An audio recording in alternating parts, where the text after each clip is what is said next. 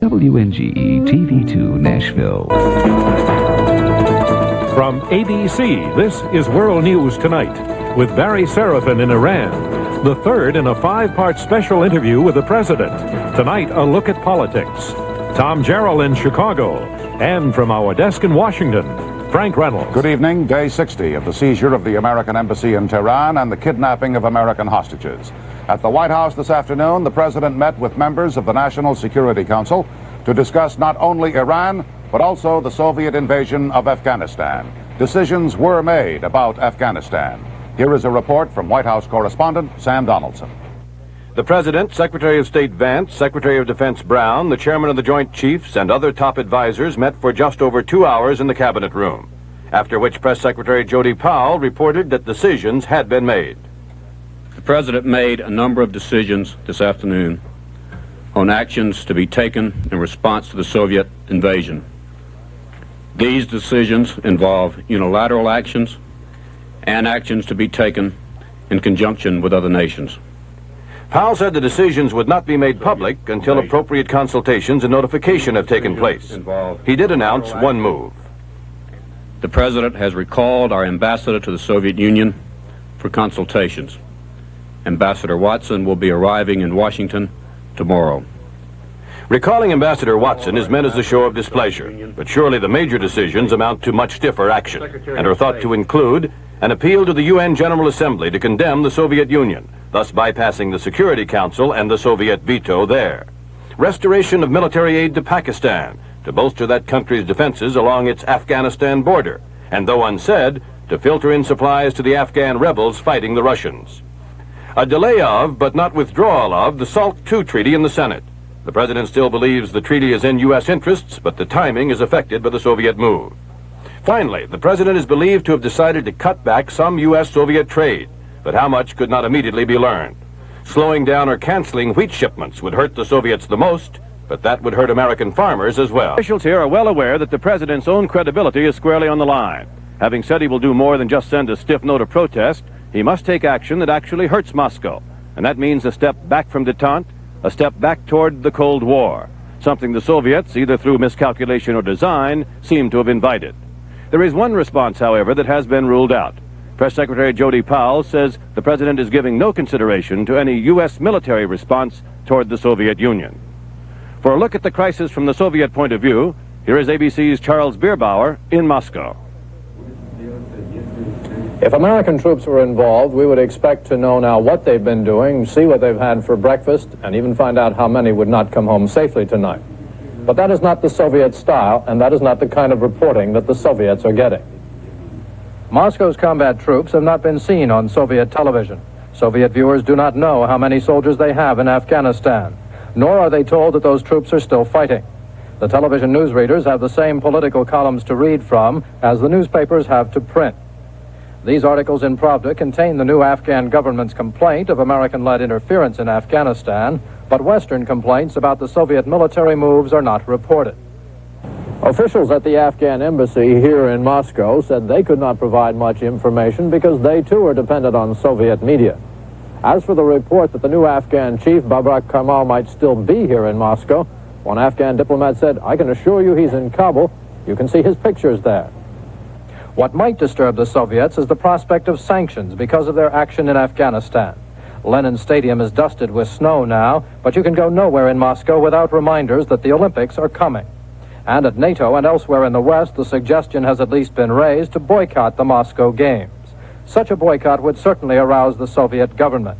It might even arouse the Soviet public, which has been promised an Olympic spectacle.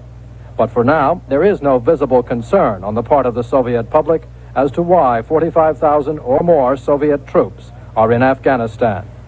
Charles Bierbauer, ABC News, Moscow. ABC's Pentagon correspondent John McWethy reports tonight the Russians are continuing to send in sophisticated weapons to Afghanistan.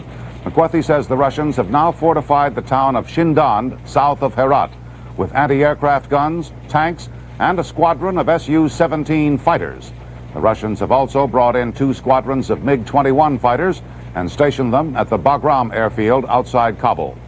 There were also reports today that the Muslim tribesmen are continuing their fight against the Russians, mainly in the outlying areas. Here's a report from Kabul, Afghanistan's capital, from Richard Anderson. The Russians have moved most of their army of occupation out of the Kabul International Airport and into camps around the city. But there are still dozens of Soviet troop transport planes parked along the taxi strip.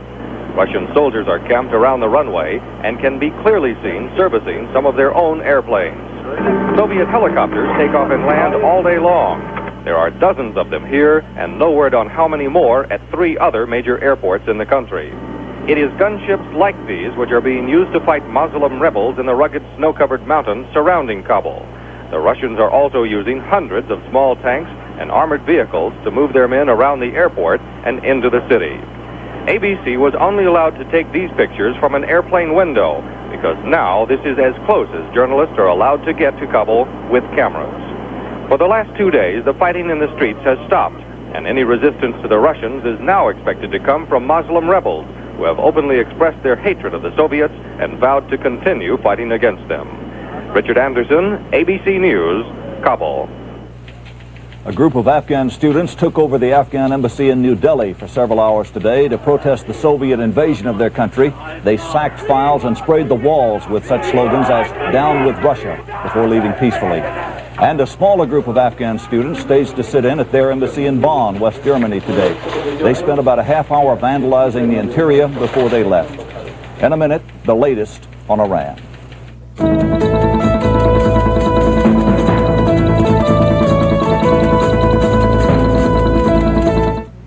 Anything else, Bill? Got something for hemorrhoid symptoms, Mr. Baxter? Pain, itching? Sure. Try this. Preparation H? Yep. In many cases, Preparation H gives prompt temporary relief of occasional pain and itching of hemorrhoidal tissues. Great. Preparation H actually helps shrink swelling of hemorrhoidal tissues caused by inflammation. I'll try it. Back in form, Bill? Thanks to you and Preparation H. Doctor-tested Preparation H helps shrink swelling of hemorrhoidal tissues. You know what I just got? This, a 1980 Chevy Camaro, for its dynamite look. And for good gas mileage, too. You don't need a foreign car to get that. You see, I know they're building more small Chevys than ever. So I went in and got just what I wanted. Dynamite looks. And good gas mileage. Chevy Camaro's got it. Now I've got it. Yeah, Chevy's got it. Just come and get it. Get a brand new Chevrolet. Despite the fact that, as Sam Donaldson reported a moment ago, the White House has ruled out a military response against the Soviet invasion of Afghanistan, ABC News diplomatic correspondent Ted Koppel reports tonight that because of the Soviet invasion of Afghanistan, the United States is now considering an offer from Egypt and Israel for American base facilities. Before the invasion, the U.S. had always turned aside any suggestion of accepting the long-standing offers. The most likely bases would be 2 Israeli-built airfields in the Sinai, soon to be returned to Egypt. In Iran today, UN Secretary General Kurt Waldheim held one meeting with Iran's foreign minister, but the rest of Waldheim's schedule for the day was canceled. Here's more from Barry Serafin in Tehran. Iran's Foreign Minister Sadiq Gobsadeh tonight alleged there was a plot against the life of UN Secretary General Kurt Waldheim, who is here to try to resolve the hostage crisis. More on that from Bob Dyke. Gobsadeh's allegation followed tonight's meeting of Iran's revolutionary councilmen and may explain why Waldheim spent most of the day at his hotel here in Tehran instead of keeping his appointments. Gobsadeh would not disclose who might be involved in the alleged conspiracy against Waldheim. One of the appointments Waldheim missed today was a planned trip to the Iranian Military Officers Club, where he was scheduled to meet a group of invalids, people who claimed that they had been tortured and disfigured by the deposed Shah's secret police. At that time, 2 explanations were given for Waldheim's absence. One was that he had a cold. The other was that his visit had been canceled for security reasons. A large number of demonstrators had gathered outside the club to protest what they called Waldheim's vague and suspicious motives for coming to Iran. Earlier today, apparently before the alleged plot against Waldheim's life was discovered, he kept his first appointment, traveling through Tehran by motorcade to the Foreign Ministry, where he conferred with Gobsadeh and others in private. They posed for photographers afterwards, and Gobsadeh was reportedly overheard telling Waldheim, "Your ideas may have helped." When Waldheim was asked to comment on today's meeting, he didn't say much. Well, we had an extensive exchange of views. on all aspects of the crisis situation. That was the last reporters saw of Waldheim today, and with tonight's disclosure that his life may be in danger, observers are wondering if Waldheim will be permitted to continue his mission, aimed at finding ways and means of ending the U.S. Embassy crisis and securing the release of the hostages. Bob Dyke, ABC News, Tehran. Waldheim's visit has been getting plenty of attention here in Iran, although not the kind he would like. Jack Smith explains. Iranians had no difficulty knowing Waldheim was here. Tehran dailies carried the story on their front pages. But for those unsure of whose side he was on, the English-language Tehran Times obligingly dug up an old photo of Waldheim kissing the hand of the Shah's sister. Islamic Republic, the mouthpiece of Ayatollah Khomeini's political organization, displayed Waldheim shaking hands with the former ruler himself. Superimposed on the Shah's face was the Star of David. The caption read, "The nation has bitter memories of Waldheim's last visit. Does he expect the people to care about this one?" By the time Tehran's afternoon papers were out, Waldheim had been dropped from page 1. Not to be outdone, Iranian state TV showed Waldheim's arrival and reported it accurately, but then launched into a film showing Waldheim and intercut with pictures of Iranians shot and crippled by the Shah's troops during the revolution. Not the least of Mr. Waldheim's problems will be to overcome the image, assiduously cultivated by the government here, that he's a tool of the superpowers. Jack Smith, ABC News, Tehran. Don't wait for someday. Geritol is for now. I used to think I was too young for Geritol, but not anymore. I want to get as much out of life as I can. Don't you? So one thing I do to take care of myself is I take a Geritol tablet every morning to be sure I'm getting enough iron and vitamins. Geritol, America's #1 iron and vitamin supplement with more than double the iron of any ordinary supplement. Don't wait for someday. Geritol is for now. Geritol every day. Tough. I know. Let's settle this over coffee, Counselor. Good idea. Whoop. But that's only half a cup. Don't you like my coffee?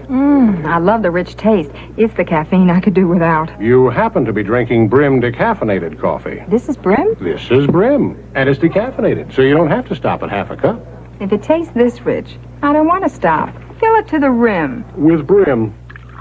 Fill your cup to the rim with the rich taste of Brim. Thursday the 1st, 7:30 a.m. Man in mirror looks old. Gray hair has got to go. Used Grecian formula for the first time. Looks like water. No mess. Tuesday the 6th, gray hair slowly disappearing. Monday the 12th, more gray gone. Nobody noticing. Sunday the 18th, hair looks perfectly natural. Feels healthy too. Wife likes touch of gray I left around the sides. Boss says I look great. Asks if I've lost weight. Fact, without all that gray, I look like myself again. Grecian formula, liquid and cream. I thought all roll-ons had to be wet and sticky. Then Nancy Sparks found Dry Idea Roll-On. It's like it's invisible. I mean, you know it's there, but you don't feel it at all. Unlike other roll-ons, Dry Idea has almost no water, so it feels dry when it goes on. It helps keep you dry, too. And I have 3 little boys, so I'm constantly rushing and running, and I play tennis 3 times a week on a team. And it's been really hot. It works. It really does. It keeps me dry. Dry Idea not only works, but it feels good. Now, another segment of a conversation earlier this week with the President. Tonight, the topic is politics. Mr. President, you're way up in the polls now. Do you attribute this to, the Iranian crisis? I mean, that's when you began to move. Well, Frank, as you know, polls go up and down. Yes. I think it's better not to dwell too much on polls. They go up and down so much with transient circumstances. But right now we're up a little. I'm sure that we've been down in the past and we'll be down again in the future. Mr. President, I'd like to ask you a question about that in terms of your withdrawal from the debate in Iowa.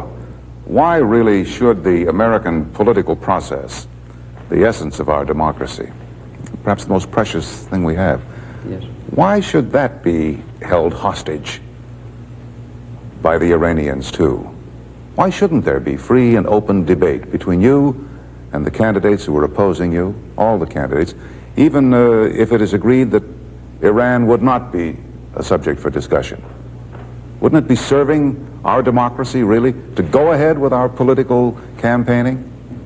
Well, we are going ahead with the political year. There's no way to avoid that. I certainly don't deplore it. I'm a politician and proud of it and have done well on occasion in politics.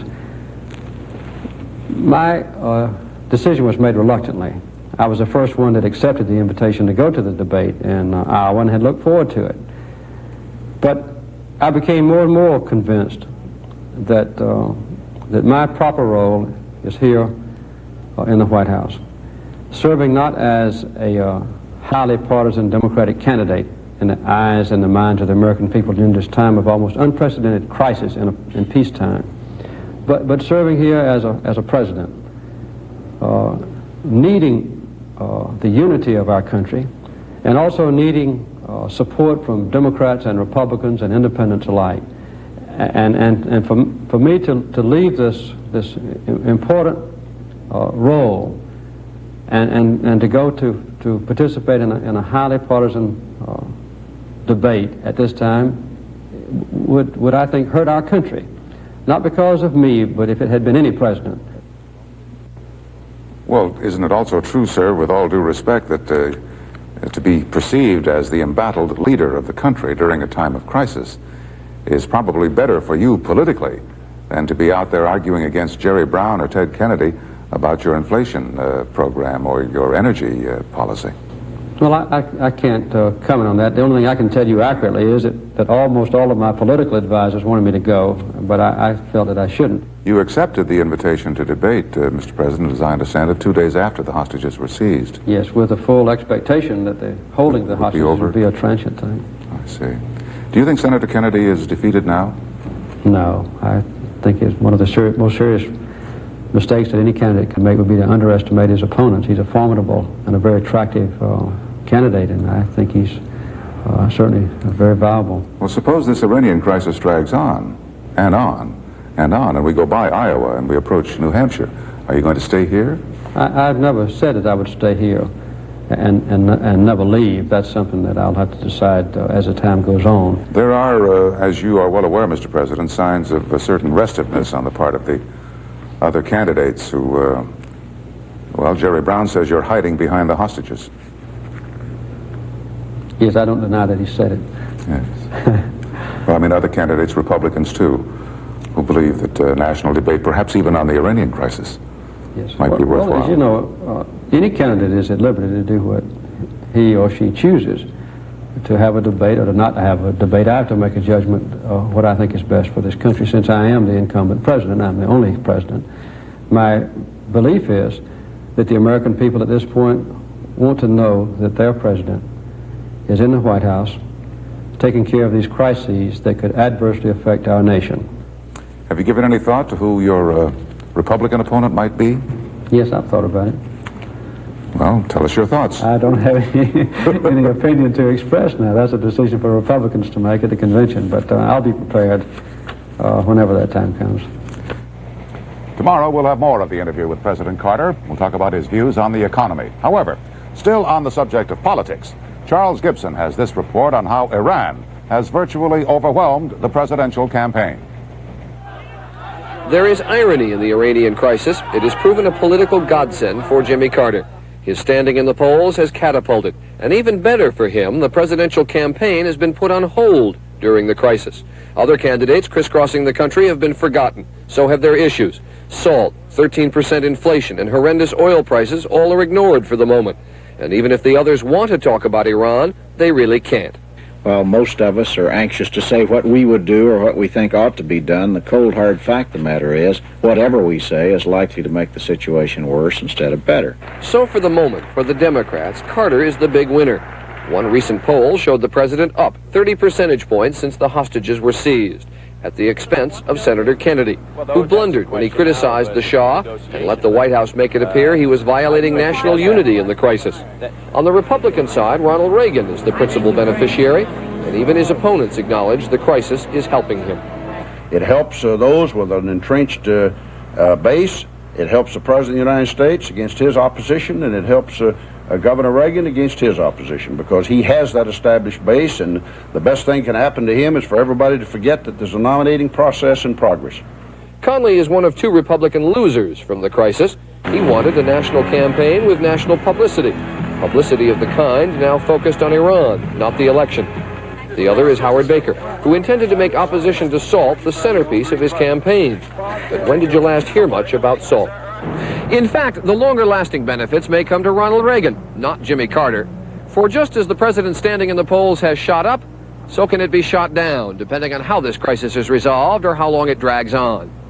But Ronald Reagan's status as a front-runner was established before this crisis began. And the longer it goes on, the shorter the time other Republicans will have to knock him off. Charles Gibson, ABC News, Washington. Developments in Iran and in Afghanistan sent gold prices soaring again today. The price of an ounce closed at a record $567.50 on the London market, $43 higher than on Monday. And in Paris, the trading in gold bullion got so frenzied, they had to shut down the market earlier than usual. Dealers say it was panic buying.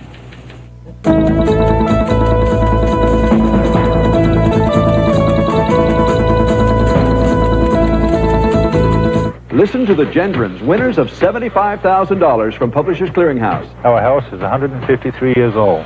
It's charming, but it has its headaches. Then we won $75,000. So now we can finally live in the 20th century. You may be lucky, too. Watch your mail for the new Clearinghouse Triple Sweepstakes.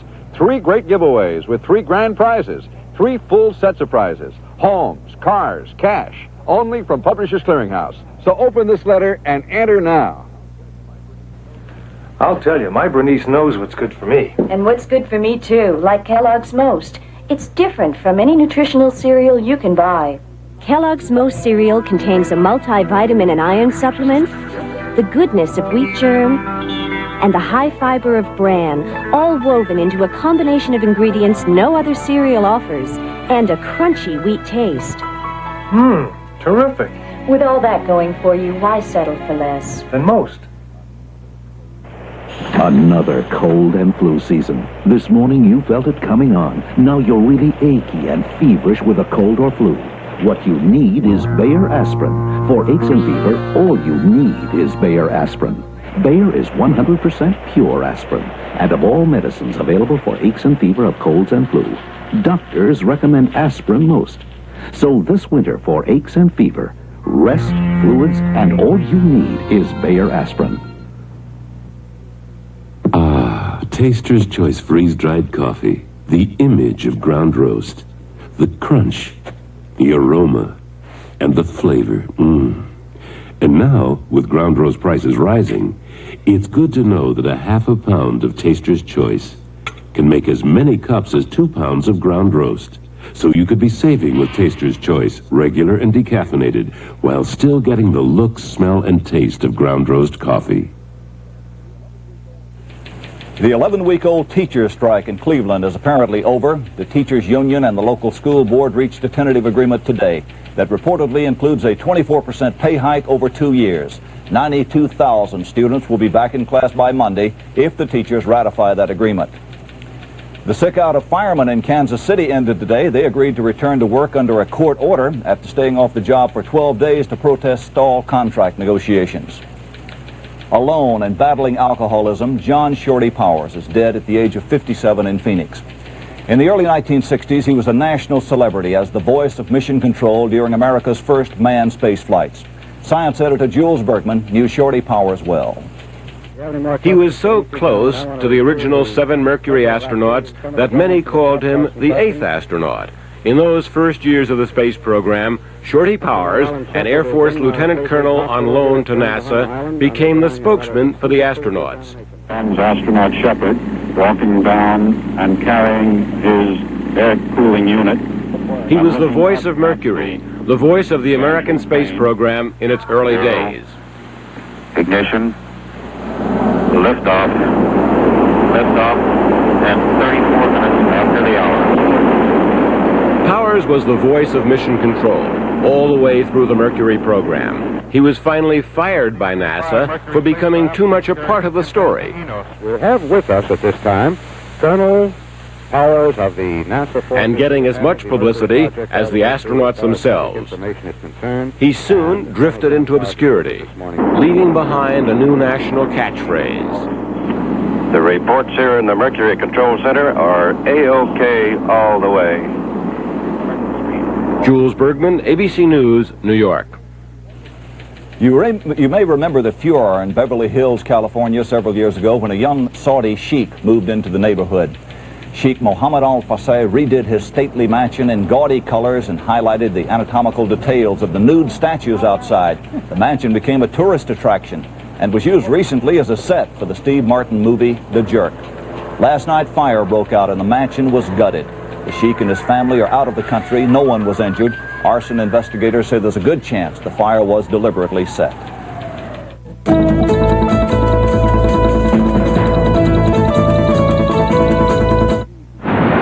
Each season has a way of making you look older, especially if you love being outdoors.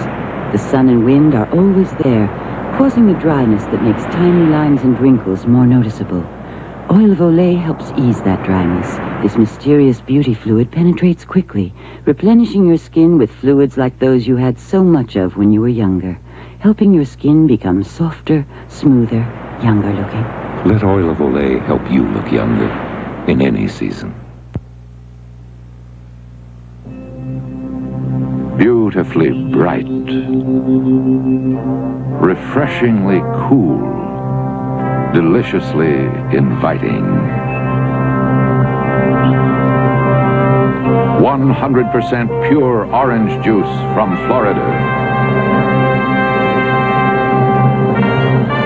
It isn't just for breakfast anymore. Finally tonight from Iran, Peter Jennings returns to this post tomorrow night. Over the past few weeks, this reporter has accumulated a number of impressions, and impressions are about all that can be sifted out amid the rhetoric, contradictions, and speculation here. First, the revolution led by the Ayatollah Khomeini is not over. It is still going on. Khomeini has yet to make the supreme authority vested in him a reality. The confrontation with the United States over the hostages has become part of his revolution, a useful means of mobilizing support. The power struggles among members of Khomeini's ruling Revolutionary Council, the jockeying for position, make conciliatory gestures or even a consistent government position difficult. So too does the government's lack of control of the young militants holding the hostages. Those hardline students remain suspicious of not only Westerners, but of some officials here in Iran as well. The face-saving desire by officials such as Foreign Minister Sadek Gobsadeh for putting the policies of the former Shah and the U.S. on trial instead of trying the hostages is not getting anywhere because of student resistance and because no one of stature wants to serve on the so-called grand jury tribunal while Americans are still being held prisoner at the embassy. Khomeini remains the key to what will happen to the hostages. Whatever the pressures from inside or outside of Iran, how the hostage crisis will end, when it ends, will depend primarily on when and whether Khomeini is able to accept the takeover of the embassy as satisfaction enough. In short, nothing has really changed. Frank? Thank you, Barry. Well done, and welcome home. We'll have another special report on the crisis in Iran tonight at 11:30, 10:30 Central Time. That's our report for now on World News Tonight. For ABC News, good night. Attention all TV2 viewing personnel, effective January 7, those wacky surgeons and nurses from the MASH 4077 will be treating viewers with side-splitting humor. Attendance is requested each weekday at 5:30 on TV2. Good evening, I'm Ann Holt. Coming up at 6 on Newswatch, criminal court clerk Earl Hawkins is expected to resign shortly. U.S. Attorney Hal Harden has asked that charges against Hawkins be dropped in exchange for Hawkins' resignation. One man is dead and another is in serious condition, both shot following an attempted robbery at a Nashville drugstore late this afternoon. We'll have details for you tonight at 6. Also tonight, the man arrested as a Nashville ski-masked rapist has his day in court. And if you're traveling by air in the near future, word is buy now, travel later. Airline fares are going up. We didn't get any snow for the holidays, but Tom Seiler says we may have snow tomorrow. And in sports, Alabama is the national